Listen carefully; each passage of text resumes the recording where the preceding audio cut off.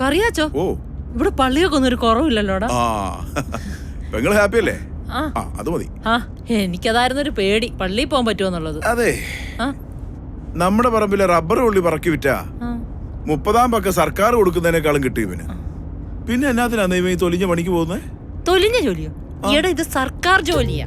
ജീവിതകാലം മൊത്തവേ അവൻ സേഫാ.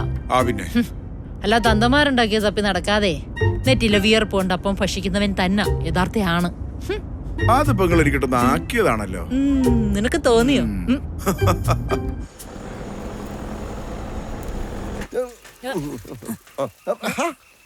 സഖാവ് ഈ കുണ്ടാട്ടം ഇങ്ങനെ തേമ്പട്ട കാര്യം മനപ്പൂർവ്വമല്ലല്ലോ. പിന്നെ ചുമ്മാ സഖാവിന് പെണ്ണ് കിട്ടാത്ത ലോക്കൽ കമ്മിറ്റി എന്നാ പറഞ്ഞാലും ലോക്കൽ കമ്മിറ്റി. ഞാൻ പറയുന്ന അനുസരിച്ചില്ല മഹാദേഷ്യം വരും കേട്ടോ.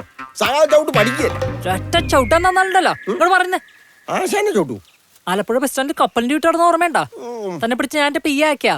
എടോ എനിക്ക് ചെറുപ്പത്തിൽ ചവിട്ടാൻ അറിയായിരുന്നു, മനസ്സിലായ? എനിക്ക് വെയിലിന്റെ അസുഖമുള്ള തലവേദന വരും, അതുകൊണ്ടാണ്.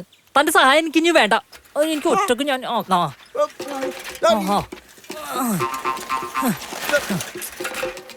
കാണിച്ചാലോ.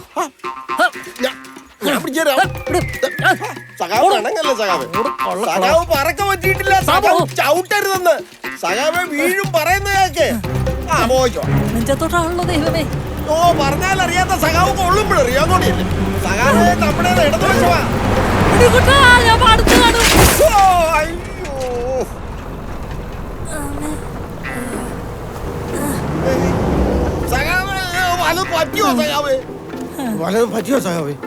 ഇതെന്ത് ചാച്ചാച്ചിയുടെ കൂടെ പോവാ?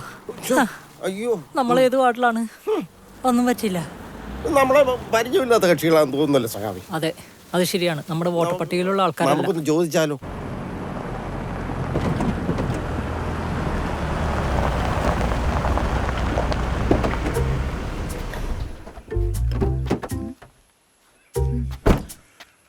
ഇതാണോ ടകരാച്ച നമ്മുടെ വീട്? നമ്മുടെ വീടല്ല, നിങ്ങൾ വാടകയ്ക്ക് താമസിക്കാൻ പോകുന്ന വീട്.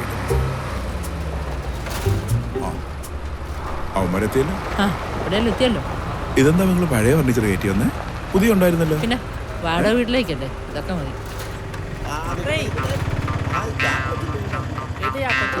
യൂണിയൻകാരാണല്ലേ?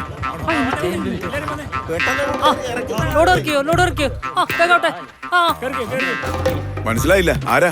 അതന്നെ എനിക്ക് ചോദിക്കാനുള്ളത്. ആരാ? കേരള കോൺഗ്രസ് കോട്ടയം ജില്ലാ സെക്രട്ടറി.